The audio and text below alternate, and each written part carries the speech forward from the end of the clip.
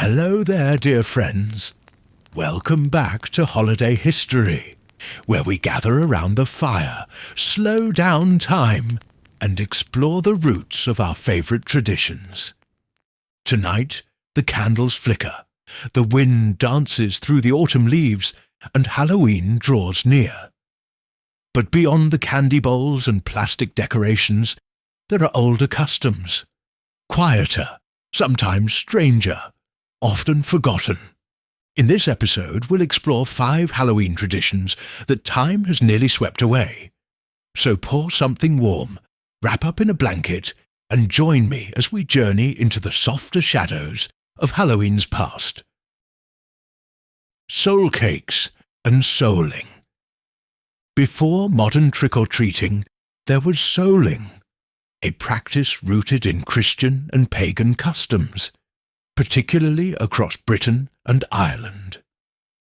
In the Middle Ages, groups of the poor, or children from the parish, would go door to door on All Hallows' Eve, singing songs or offering prayers for the souls of the departed. In return, households would offer them soul cakes, small, spiced round cakes, often marked with a cross on top. The soul cake was symbolic, a spiritual exchange. One cake for one soul, and each prayer might ease a spirit's passage from purgatory. These traditions were common in England, Wales, and Ireland, and over time began blending with other seasonal rituals. Imagine children in cloaks and scarves, candle lanterns swaying in the night, whispering songs into the smoky dark, and the quiet kindness of a cake, warm from the hearth, placed into small hands. Fortune-telling games.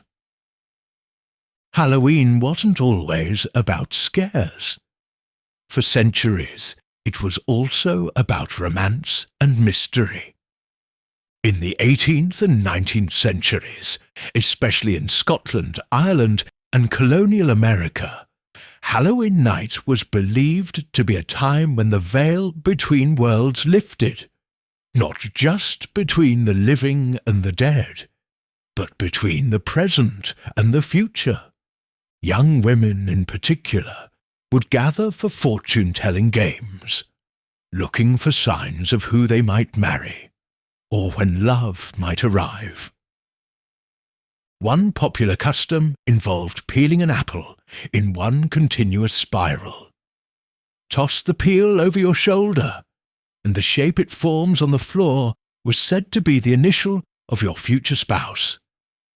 Others roasted hazelnuts in the hearth, naming each nut after a potential suitor. If the nut burned evenly, love would bloom.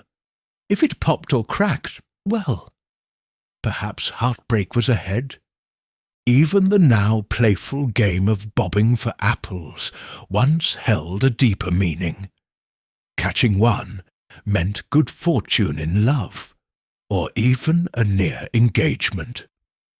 Picture a candlelit parlour filled with quiet giggles and fluttering hearts, the air scented with apples and wood smoke, and the soft hope of love hidden in every peel and nut. Turnip lanterns. Long before pumpkins became the glowing face of Halloween, our ancestors turned to something much more humble, the turnip.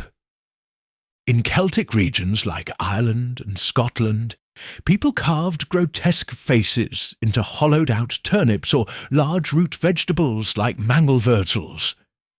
These early jack-o'-lanterns were placed in windows or along pathways to frighten away evil spirits or wandering souls on Samhain night.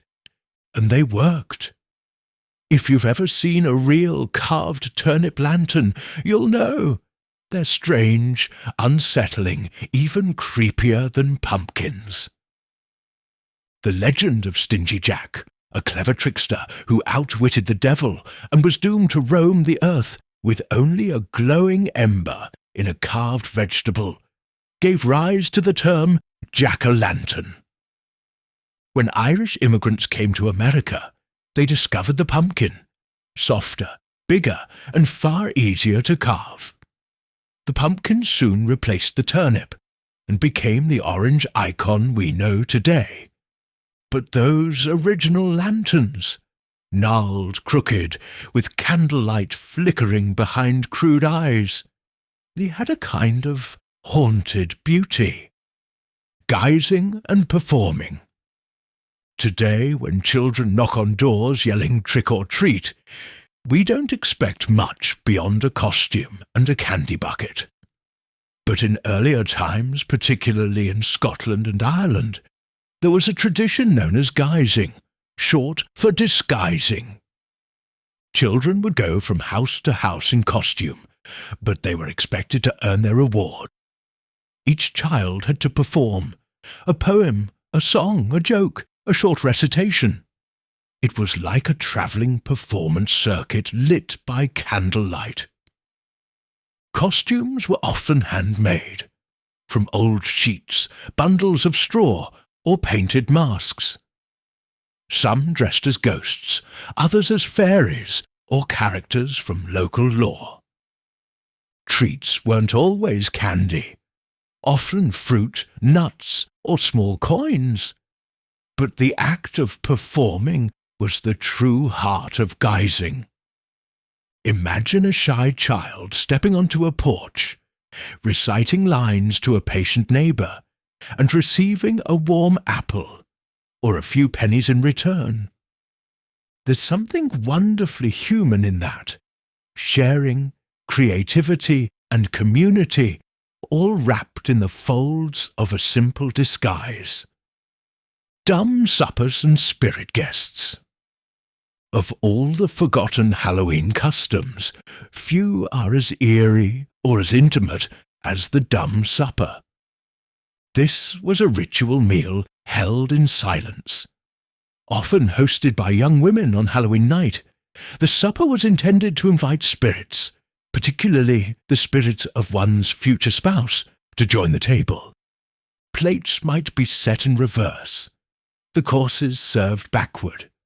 The women would walk backwards into the room, and no one would speak a single word from start to finish. Mirrors were often used, glanced into at key moments in hopes of catching a ghostly glimpse of a future husband or a long-lost soul.